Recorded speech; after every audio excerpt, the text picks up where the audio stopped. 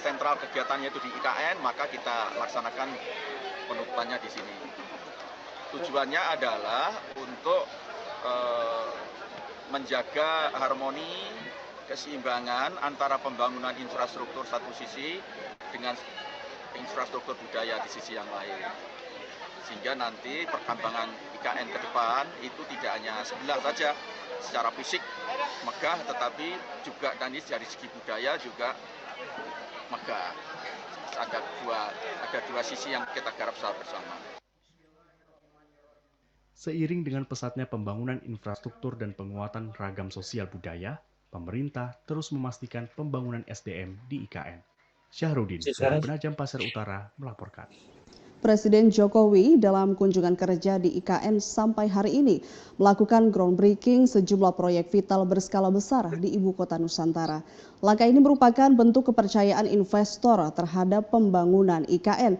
Lantas bagaimanakah akademisi memandang dan menanggapi hal ini? Saat ini kita telah terhubung melalui virtual bersama Rektor Universitas Balikpapan, Bapak Dr. Insinyur AM Isradi Zainal.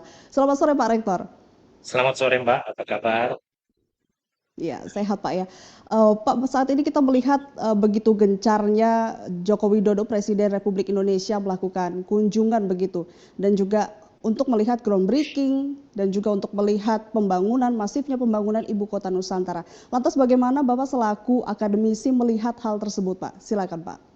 Iya, saya rasa siapapun investornya, kalau melihat perkembangan pembangunan IKN hingga saat ini pasti akan tertarik.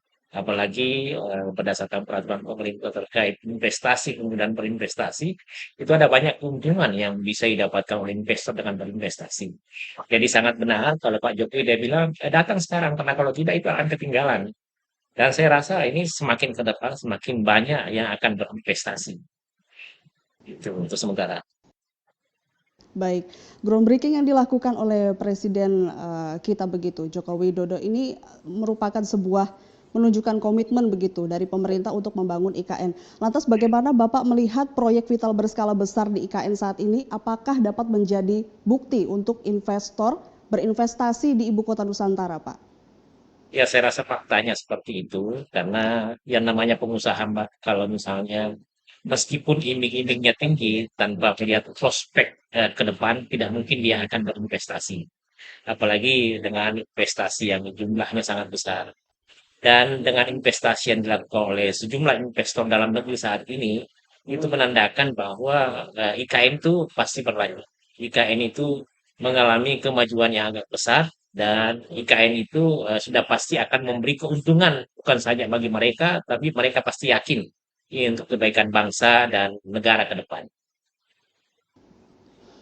Baik, melihat masifnya perkembangan pembangunan Ibu Kota Nusantara ini untuk menuju yang namanya Ibu Kota kelas dunia.